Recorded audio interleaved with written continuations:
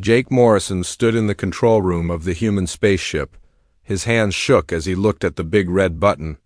This button would cut off all talk between humans and the other aliens in the galaxy. Lisa Grant stood behind him. She was his helper and she looked scared. "Are you sure about this?" Lisa asked in a quiet voice. "Once you do this, there is no going back." Jake looked at the papers on his desk. The Galactic Council had just made a new rule. They said humans were not smart enough to make their own choices. They said aliens had to watch over humans like children. They took away human rights to build new homes on other planets. They said humans could not trade with other aliens anymore. They said humans could only sit and watch at meetings but could not vote. "They think we are stupid," Jake said. His voice was angry. "They think we need them more than they need us? Let us see if that is true." Jake had been the human speaker for 20 years. He had worked hard to make friends with aliens. He had signed many deals that helped both humans and aliens. But the aliens never respected humans. They always thought humans were weak and young. The trouble started 6 months ago. The Velthari Empire wanted to take over 3 human planets. They said humans were not using the planets the right way. The Galactic Council agreed with them. They said humans had to give up the planets. Jake had fought hard against this. He showed them how humans had made the planets better. He showed them the cities humans had built. He showed them the farms that fed millions of people. But the aliens did not care. They said humans were too new to space to understand how things worked. Then came the trade wars. The crystal beings said human goods were too cheap. They said humans were not following the rules. The council made new rules that made human goods cost more. This hurt human workers and families. Jake had asked for help from other alien friends, but they all turned their backs on humans. They said humans had to learn their place in the galaxy. The final blow came last week. The council passed the Supervision Act. This law said humans could not make any big choices without asking aliens. First, it said alien teachers had to come to human schools. It said alien police had to watch human spaceships. Jake's boss, President Carl Davis, had called him on the space phone. "Jake, we are done playing their games," the president had said. "If they want to treat us like children, then we will show them what happens when the children go away." Now Jake stood ready to make history. He pressed the red button. All around the galaxy, human communication systems went dark. Every human spaceship stopped talking to aliens. Every human trade post closed its doors. Every human worker stopped helping alien projects. On the big council space station, alien leaders tried to call humans, but their calls went nowhere. The phone lines were dead. The computer messages came back with errors. The humans had cut themselves off from the galaxy. Ambassador Zethkar was the first to panic. He was from the Velthari Empire. His people had been trading with humans for 50 years. Half of their spaceships used human-made parts. Their weapons were built with human technology. Their food came from human farms. "Get me the human ambassador." Zethkar shouted at his helpers, but the helpers could only shake their heads. There was no way to reach any human. Council Speaker Morden called an emergency meeting. He was a giant bug-like alien from the Hive worlds. He had been the one who pushed hardest for the Supervision Act. Now he looked worried. "This is just a game," Morden said to the other aliens. "Humans are acting like angry children. They will come back when they get hungry." But some aliens were not so sure. The Aquatic Federation's speaker was a fish-like being named Glubtar. His people lived underwater on many planets. Humans had built most of their cities. Humans had made the machines that let them breathe underwater. What if they do not come back? Glubtar asked. What if they really mean to stay away? The other aliens laughed at him. They said humans were too weak to survive alone. They said humans needed alien science and alien trade. They said humans would be begging to come back in a few weeks, but Jake Morrison was not planning to come back. He was on his way to Earth to meet with President Davis. The human leaders had been planning this for months. They had built secret factories. They had trained human workers to do jobs that aliens used to do. They had made new trade deals between human planets. Dr. Elena Rodriguez was waiting for Jake on Earth. She was the head of human medicine. For years, she had shared human medical knowledge with aliens. Human doctors had saved millions of alien lives. Human medicines had stopped many alien diseases. The aliens think they are so smart, Elena said to Jake. But they forgot that we humans are the ones who solve their problems. We are the ones who fix their machines. We are the ones who grow their food. We are the ones who fight their wars. Jake nodded. He had seen the reports. Humans did 60% of all space shipping. Human engineers built most of the galaxy's power plants. Human farmers fed half the alien worlds. Human soldiers fought in most of the galaxy's wars. They called us a developing species, Jake said. They said we were not ready for full membership, but we are the ones who keep their civilization running. Captain Ryan Mitchell came to the meeting. He was in charge of human space forces. He had spent the last month moving human ships away from alien space. He had orders to turn away any alien ships that came to human territory. The aliens are already trying to contact us, Ryan said. 3 Velthari ships came to the edge of our space yesterday. They sent messages asking for help. I told them to go away. President Davis smiled. Good, let them ask for help. Let them beg, let them see what the galaxy looks like without humans. The plan was simple. Humans would stay away from aliens completely. They would not trade with them. They would not talk to them. They would not help them. They would build their own civilization and let the aliens figure out how to live without human help. How long do we wait? Lisa asked. Until they come to us, Jake said. Until they admit they need us. Until they give us the respect we deserve. The great silence had begun. Across the galaxy, alien civilizations were about to learn what life was like without humans. They were about to discover that the species they had dismissed as primitive was actually the backbone of their entire way of life. The humans were no longer asking for a seat at the table. They were walking away from the table entirely. Soon, the aliens would realize that without humans, there was no table left to sit at. 3 weeks had passed since the humans went silent. The Galactic Council building was a mess. Alien leaders were running around like crazy. They were shouting at each other and pointing fingers. Nothing was working right anymore, Council Speaker. Morden tried to keep everyone calm, but his bug-like face showed worry. The big meeting room was full of angry aliens. Each one had a different problem. Each one wanted someone to fix it right away. The shipping is broken, screamed Kretak, the bird-like alien from planet Kepler 442b. Her feathers were all ruffled up. Human ships carried our food between planets. Now our people are getting hungry. Some colonies have no food left at all. Ambassador Zethkar was at his desk trying to make his computer work. Error messages kept popping up. His 4 eyes were tired from staring at the screen. The Velthari Empire was in big trouble. Their warships could not fly without human-made parts. Their weapons could not fire without human power cells. This is crazy, Zethkar said to his helper. We have been trading with humans for 50 years. Half our technology comes from them. How did we let this happen? But Zethkar knew the answer. The aliens had always thought humans were lucky, not smart.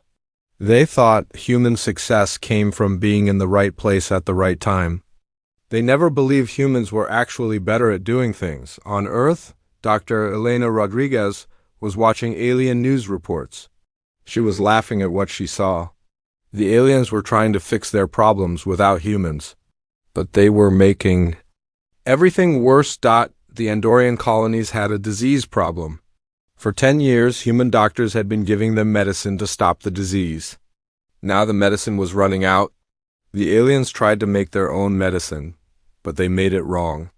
The disease was spreading faster than ever. Look at this, Elena said to her team. She pointed at the news report. They are trying to make our flu medicine, but they are using the wrong ingredients. They are going to make their people sicker. Dr. Patricia Wells was Elena's friend.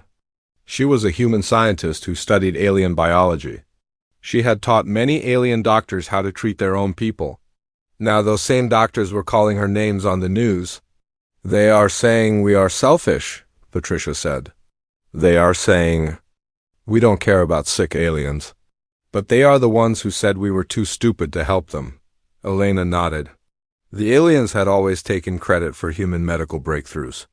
When humans found a cure for the crystal plague, the aliens said, it was teamwork. When humans stopped the Red Death disease, the aliens said they had helped. But when humans asked for equal treatment, the aliens said humans were not ready. On the other side of the galaxy, the crystalline entities were having their own problems.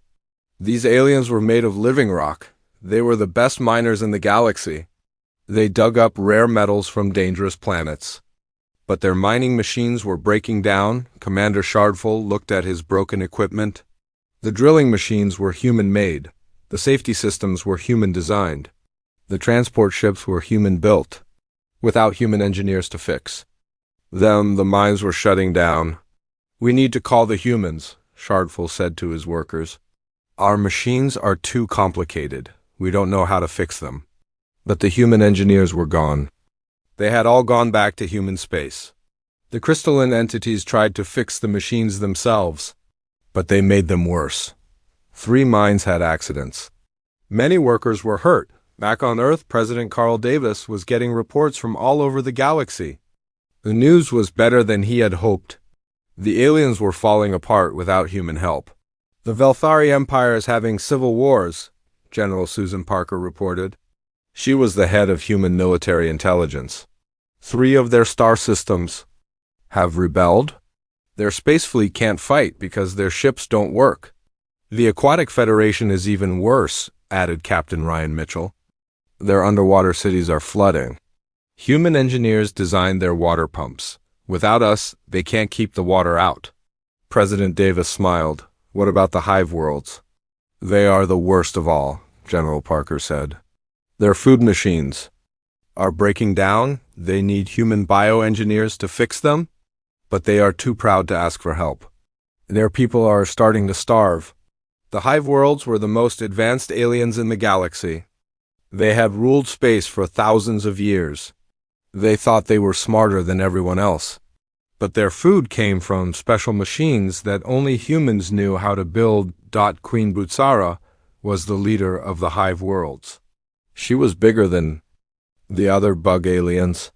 She had been the one who called humans a developing species. Now she was watching her people go hungry. "How did the humans learn to build our food machines?" she asked her science advisor. "They didn't learn from us," the advisor said. "They invented the machines themselves. Then they taught us how to use them. We thought we understood how they worked, but we only knew how to turn them on and off." This was the truth that the aliens were discovering. Humans had not copied alien technology.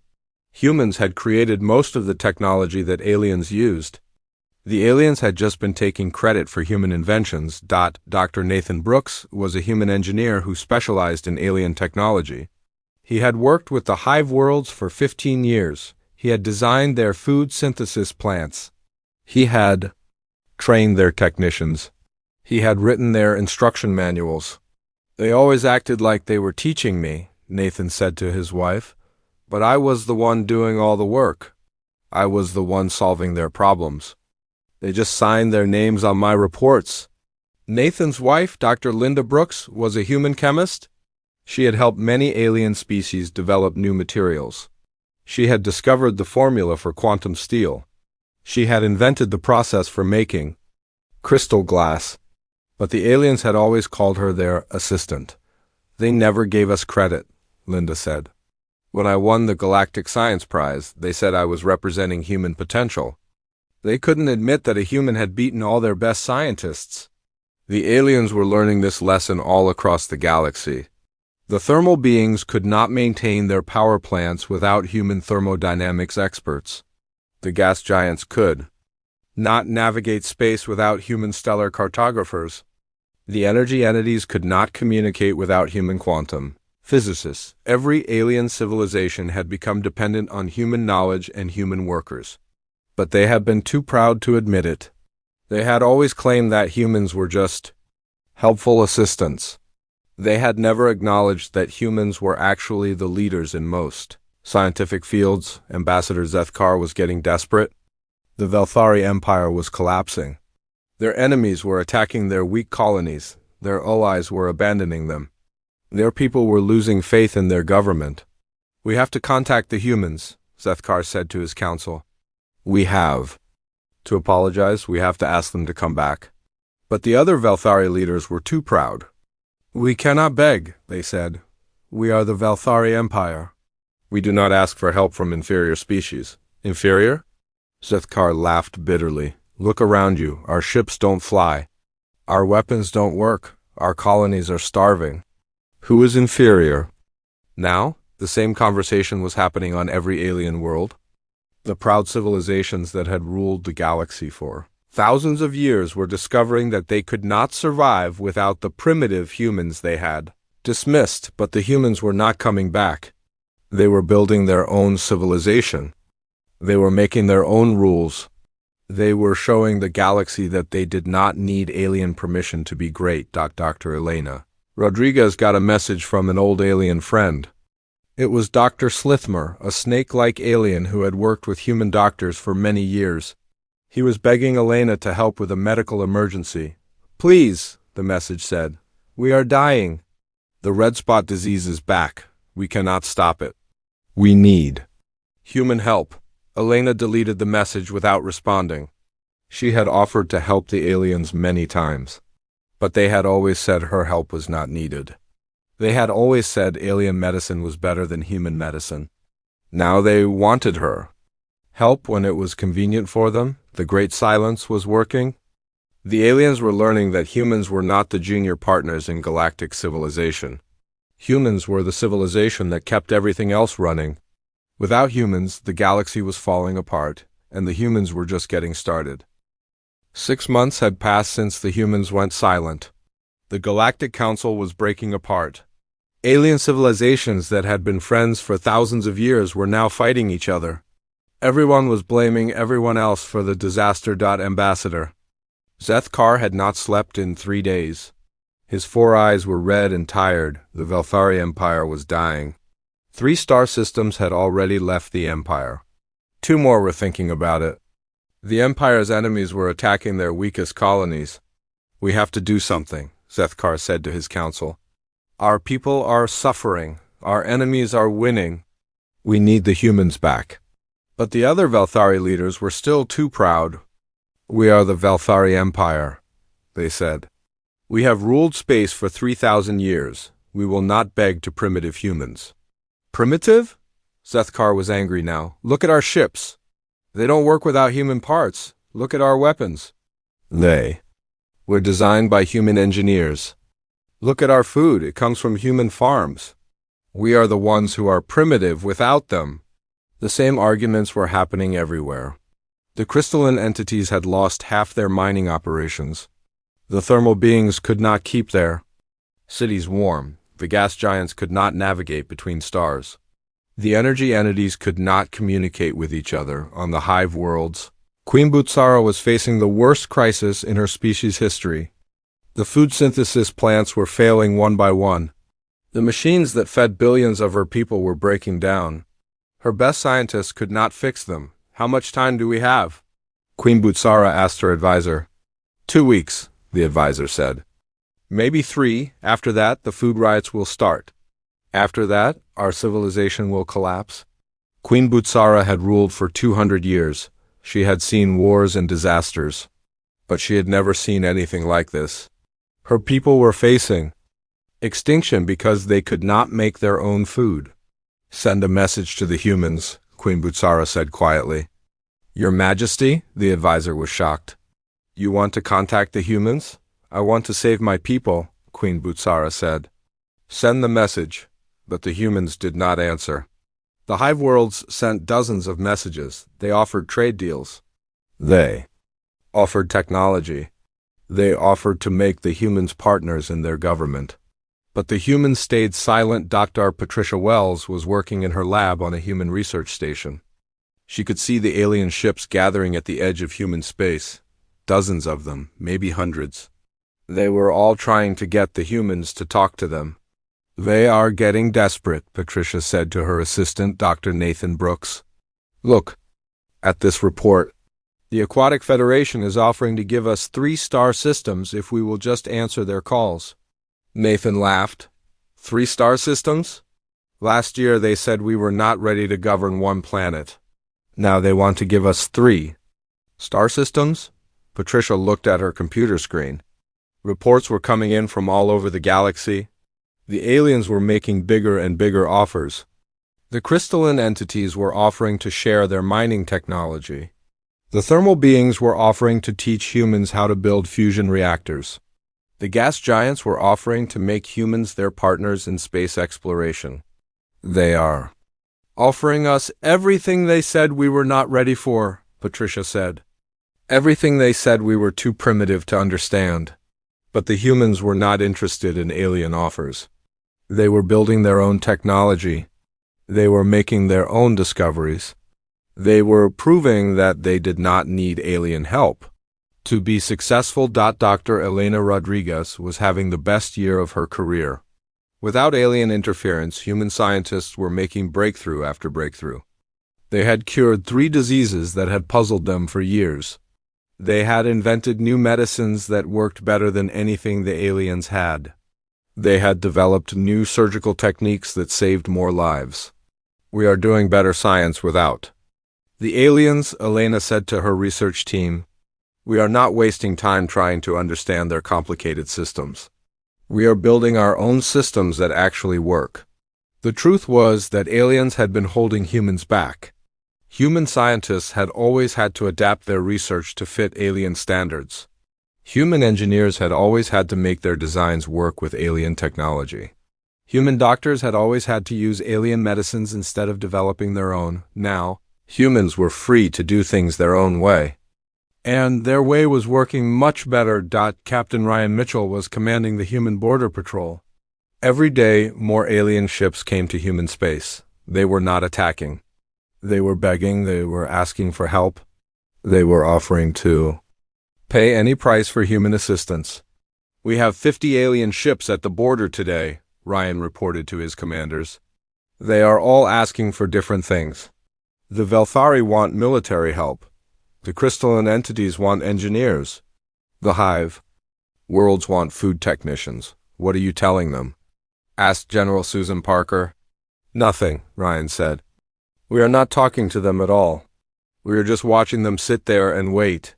The alien ships were running out of fuel. They were running out of food, they were running out of hope, but they stayed at the border anyway. They had nowhere else to go. Council Speaker Morden was losing his mind. The Galactic Council was supposed to be the center of galactic civilization, but now it was just a place where aliens came to complain about their problems. We have to face the truth, Morden said to the emergency council meeting. We cannot survive without the humans. We need them more than they need us. But what can we do? Asked Glubtar from the Aquatic Federation. They will not answer our calls. They will not read our messages. They will not talk to our ambassadors. We have to give them what they want, said Ambassador Zethkar. We have to treat them as equals. We have to admit that we were wrong. The other aliens were quiet. This was the hardest thing for them to accept. They had always thought of themselves as the advanced civilizations. They had always thought of humans as the newcomers who needed guidance. To admit that humans were actually more advanced than they were was almost impossible, but the evidence was everywhere. Human technology was better than alien technology. Human science was more advanced than alien science. Human medicine was more effective than alien medicine.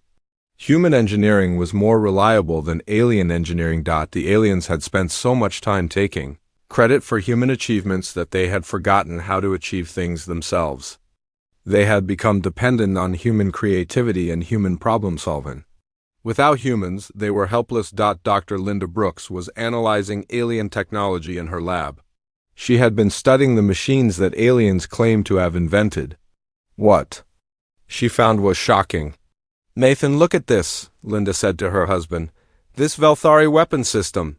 They say they invented it 50 years ago, but look at the design. Look at the materials. Look at the manufacturing process.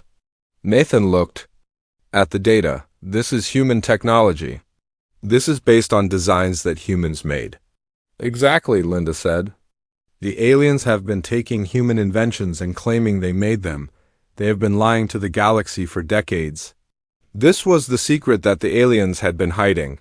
Most of the technology that they claimed to have invented was actually human technology. The aliens had been copying human designs and putting their own names on them. Human engineers had always been told that they were learning from aliens. But actually, the aliens had been learning from humans. The aliens had been stealing human ideas and pretending they were alien ideas. We need to tell everyone about this, Nathan said. We will, Linda said, but not yet. Let the aliens suffer a little longer. Let them learn what it feels like to be helpless. The Great Silence was revealing the truth about galactic civilization. The aliens were not the advanced species they pretended to be. They were parasites who had been living off human creativity for decades. Without humans to copy from, they had no new ideas. Without humans to solve their problems, they had no solutions. President Carl Davis was getting reports from all over human space. The news was good. Human colonies were thriving. Human technology was advancing. Human culture was flourishing. The humans were proving that they did not need the galaxy to be successful. The aliens are offering us everything, President Davis said to his cabinet. Full membership in the council. Equal voting rights, shared technology, shared resources. They are desperate. Are we ready to talk to them? Asked Jake Morrison. President Davis smiled. Not yet. Let them get a little more desperate. Let them realize that we are not the ones who need help. They are. The aliens were learning the hardest lesson of their lives. The species they had dismissed as primitive was actually the most advanced species in the galaxy. The species they had treated as children was actually the species that had been taking care of them, and now the children were gone. The aliens were alone. And they were discovering that they did not know how to survive without human help. The Great Silence continued. And every day it continued, the aliens became more desperate. And every day they became more desperate, they realized how much they had underestimated the humans. Soon they would have to make a choice.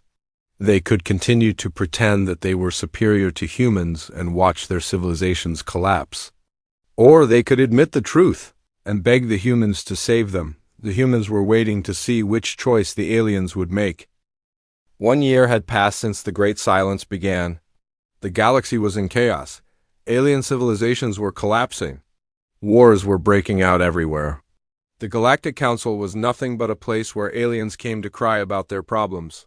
Then, something changed. A human ship appeared at the edge of Council space. It was the first human ship that aliens had seen in a year. The ship was sleek and beautiful. It looked more advanced than any ship the aliens had ever seen. The ship was called the Phoenix. It carried a message that would change everything. Admiral Susan Parker stood on the bridge of the Phoenix. She was a tough woman who had spent her whole career fighting for human rights. She had been chosen for this mission because she never backed down from a fight. "This is Admiral Parker of the Human Federation," she said over the radio. "I have a message for the Galactic Council." The council chamber exploded with excitement. Aliens were jumping up and down. They were crying with relief. They were shouting with joy. The humans were finally talking to them again, but their joy did not last long. "I am here to give you our terms," Admiral Parker said. Her voice was cold and hard. "These are the conditions for restarting relations between humans and aliens." The aliens leaned forward to listen. They were ready to agree to anything. They were desperate for human help. "First," Admiral Parker began, "humans will have complete control over all human planets. No alien government will have any say in human affairs. No alien laws will apply to human space. Humans will govern themselves without any outside interference." The aliens looked at each other nervously. This was a big demand, but they were willing to consider it. "Second," Admiral Parker continued, "all trade agreements will be rewritten. The new agreements will be fair to humans. Humans will not accept the unfair deals that you forced on us before." This was harder to accept. The aliens had been making huge profits from cheap human goods. but they needed human goods to survive. They had no choice but to agree. Third, Admiral Parker said, humans will have full voting rights in the Galactic Council. We will have the same power as any other member. We will have the right to veto any decision that affects human interests. The aliens were shocked. Full voting rights? The same power as civilizations that had been in space for thousands of years? This was more than they had ever given to any new species. Fourth, Admiral Parker continued, the Galactic Council will publicly apologize for treating humans as a developing species. You will admit that you were wrong. You will admit that humans are as advanced as any other species. This was the hardest demand of all. The aliens had built their whole identity on being superior to humans. To admit that humans were their equals would destroy their sense of pride. And finally, Admiral Parker said, humans will have the right to withdraw from the Council at any time.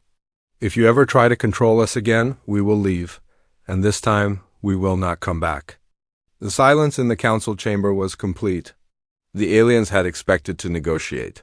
They had expected to make a deal. They had not expected to be given an ultimatum. Council Speaker Morden was the first to speak. And if we refuse your terms? Admiral. Parker smiled. It was not a friendly smile. Then you can continue to watch your civilizations collapse. We have proven that we can survive without you. Can you survive without us? The question hung in the air like a dark cloud. Everyone knew the answer. The aliens could not survive without humans. The past year had proven that beyond any doubt. Ambassador Zethkar spoke up. We need time to consider your terms. You have 24 hours, Admiral Parker said. After that, we go home. And we do not come back. The Phoenix left the council station and waited at the edge of space. The aliens had 1 day to decide the future of the galaxy. The emergency meetings began immediately. Every alien government called urgent sessions. Every alien leader tried to figure out what to do. The Velthari Empire was the first to break. 3 more star systems had rebelled that week. The Empire's military was falling apart. Their enemies were preparing for a final attack. We have to accept the human terms, Zethkar said to his council. We have no choice. Without human help, the Empire will be destroyed. But full voting rights? Asked another counselor. Equal power with species that have been in space for thousands of years? Look around you, Zethkar said. Our ships don't work. Our weapons don't fire. Our colonies are starving. What good are thousands of years of experience if we cannot even keep our civilization running? The hive worlds were in even worse shape. Queen Bazara's food synthesis plants had failed completely. Her people were surviving on emergency rations. The emergency rations would run out in 3 days. We will accept any terms? Queen Butsara said to her advisors. Full voting rights, equal power. Public apologies, anything. We just need the humans to save us. The crystalline entities had lost most of their mining operations. The thermal beings could not keep their cities warm. The gas giants could not navigate between stars. The energy entities could not communicate with each other. Every alien civilization was facing the same choice. Accept the human terms or watch their civilizations die, but some aliens were still too proud. The rigid hierarchy was an ancient civilization that had ruled their part of the galaxy for 5,000 years. They refused to accept human equality. We are the rigid hierarchy, their leader declared. We do not bow to primitive species. We will find another way, but there was no other way. The rigid hierarchy had been completely dependent on human technology. Without humans, they were helpless. Within 6 months, their civilization would collapse completely. Dr. Elena Rodriguez was watching the alien news reports from Earth. She was amazed by what she was seeing. Some aliens were actually arguing against accepting the human terms. They were willing to let their people die rather than admit that humans were their equals. They are incredible, Elena said to her colleague Dr. Patricia Wells. They are watching their civilizations collapse, and they are still arguing about whether we deserve equal rights. Patricia was not surprised. They have spent so long thinking they are superior to us that they cannot accept reality. They would rather die than admit they were wrong. But most aliens were not that stupid. They could see what was happening. They could see their civilizations falling apart. They could see that humans were their only hope. The voting began 18 hours after Admiral Parker delivered her ultimatum. One by one, alien governments announced their decisions. The Velthari Empire voted to accept the human terms. The hive worlds voted to accept. The crystalline entities voted to accept. The thermal beings voted to accept. The gas giants voted to accept. The energy entities voted to accept. Even the Aquatic Federation, which had been one of the most anti-human governments, voted to accept the terms. Only 3 civilizations voted to reject the human terms. The rigid hierarchy, the proud ones, and the ancient order. They said they would rather die than accept human equality. "So be it," Admiral Parker said when she heard the news. "We will work with the civilizations that want to work with us. The others can face the consequences of their pride." The vote was not even close. 47 alien civilizations voted to accept the human terms.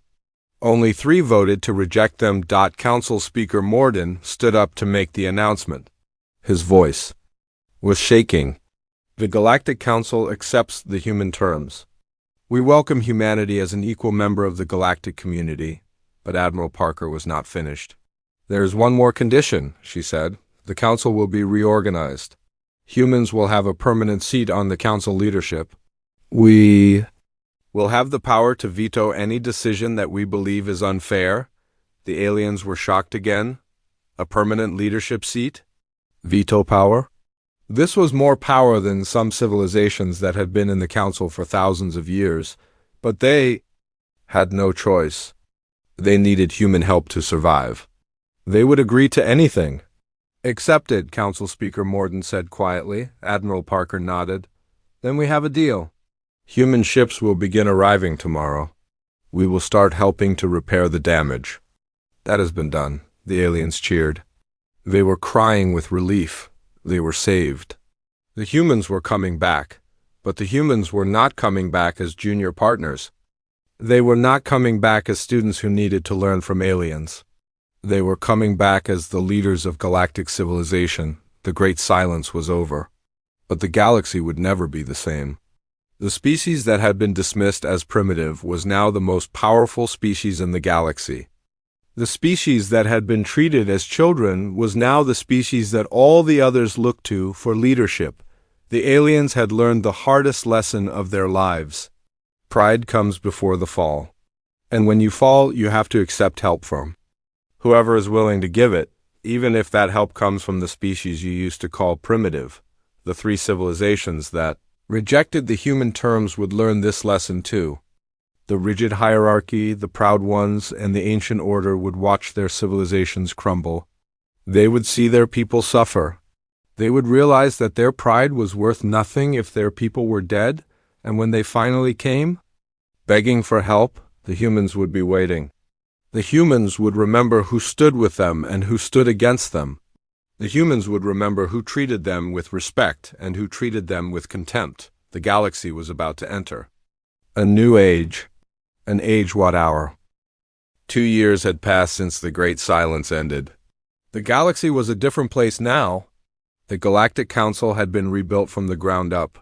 The chamber where aliens had once looked down on humans now had humans at the center of power. Jake Morrison walked into the Great Council chamber.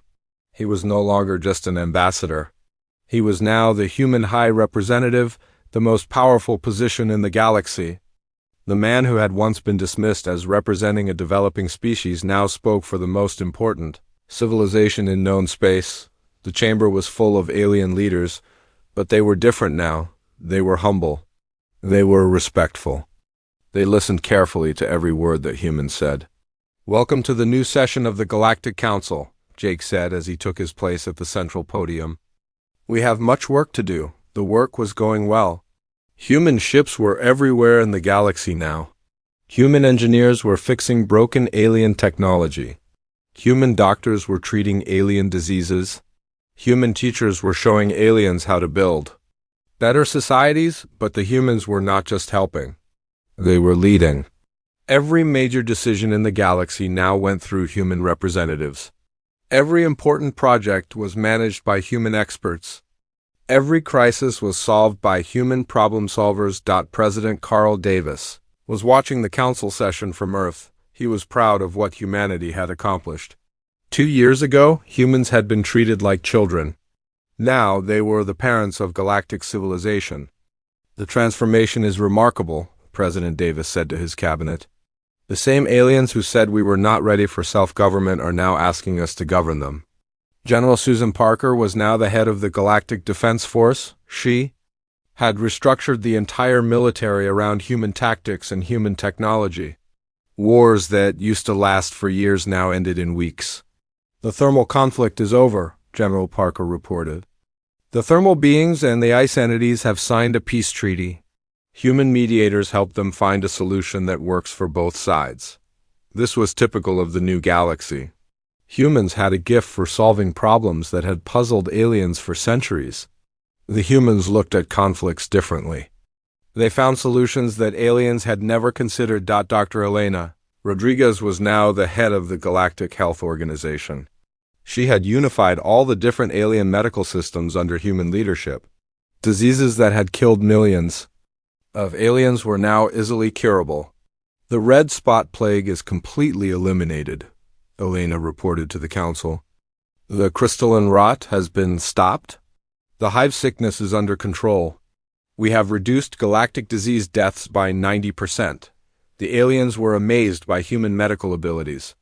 Human doctors could cure diseases that alien doctors had considered impossible to treat. Human medicines worked better than anything aliens had ever developed, but the most impressive change was in galactic technology. Dr. Patricia Wells was now the head of the Galactic Science Institute. Under her leadership, technological advancement had accelerated beyond anything the galaxy had ever seen. We have developed faster-than-light communication, Patricia announced to the council. We have created new energy sources that are completely clean. We have invented materials that are stronger than anything previously known. These were not improvements to alien technology. These were completely new human inventions. The aliens had been copying human technology for decades, but they had never understood how humans actually innovated. Now they were seeing human innovation in action. They were seeing how humans approached problems. They were seeing how humans created solutions. They were seeing why humans were the most creative species in the galaxy. Captain Ryan Mitchell was now Admiral of the Galactic Border Patrol. He was responsible for protecting all the civilizations in the galaxy from outside threats. His human-trained forces were the most effective military in galactic history. The Void Hunters have been defeated, Admiral Mitchell reported. The Shadow Fleet has been destroyed. The Chaos Swarm has been contained. The galaxy is more secure than it has been in 1,000 years.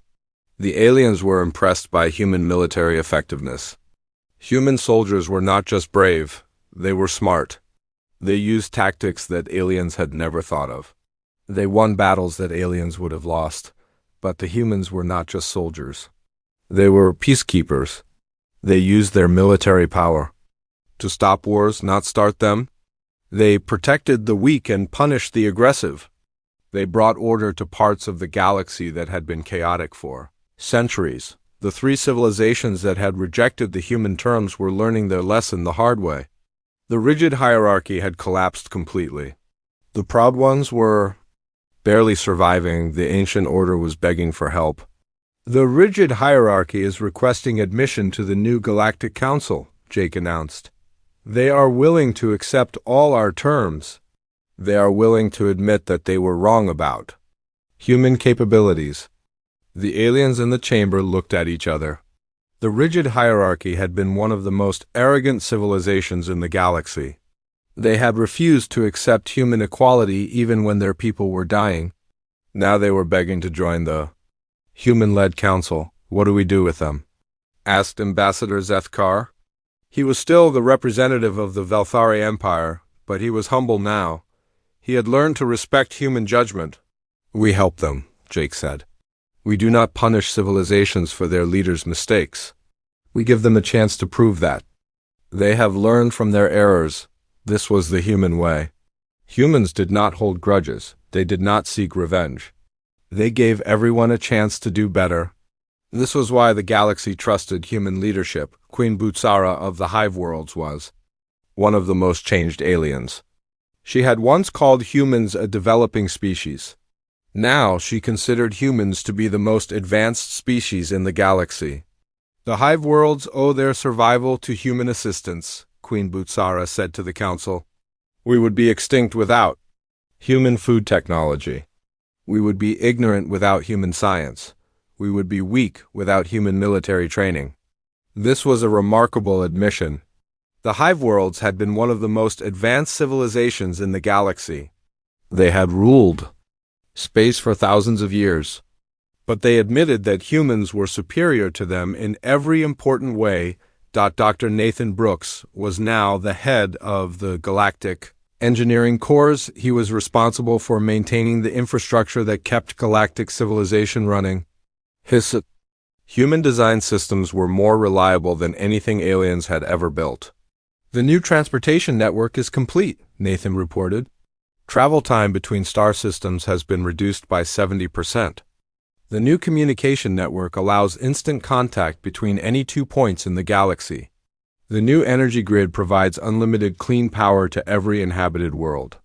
These were achievements that aliens had dreamed of for centuries, but they had never been able to make them work. It took human engineering to turn alien dreams into reality. The galaxy was prospering under human leadership. Trade was increasing. Technology was advancing. Conflicts were being resolved peacefully. The standard of living was rising for every species, but the most important change was in how species treated each other. The old galaxy had been full of prejudice and discrimination. Species had looked down on each other. They had fought over resources and territory. The new galaxy was different. Humans had taught the aliens to respect each other. Humans had shown them how to work together. Humans had created a system where every species could contribute their strengths. The galaxy is united for the first time in history, Jake said in his closing speech to the council. We are not just a collection of separate civilizations. We are a single community working toward common goals. The aliens applauded. They were genuinely grateful for human leadership. They had learned that cooperation was better than competition. They had learned that helping others was the best way to help themselves, but the humans had not forgotten the lessons of the Great Silence. They remembered what happened when they were taken for granted. They remembered what happened when they were treated as inferiors. We will continue to lead, Jake said. But we will also continue to remember. We will remember who stood with us and who stood against us.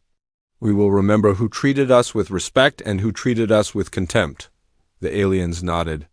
They understood. They had learned their lesson. They would never again make the mistake of underestimating humans. President Davis was pleased with the progress. Humanity had achieved everything they had hoped for. They were respected as equals. They were recognized as leaders. They were valued as partners. The children have become the parents, President Davis said to his advisors. The students have become the teachers. The followers have become the leaders. But the humans were not finished. They were still innovating. They were still exploring. They were still pushing the boundaries of what was possible. Dr. Linda Brooks was working on the next generation of human technology. She was developing systems that would make the current advanced technology look primitive. She was preparing for the day when humans would lead the galaxy to even greater achievements. We are just getting started, Linda said to her research team. The galaxy has seen what humans can do when we work together. Now they will see what humans can do when we really try. The Great Silence was over, but its effects would last forever. The galaxy had learned that the quiet ones are often the most dang.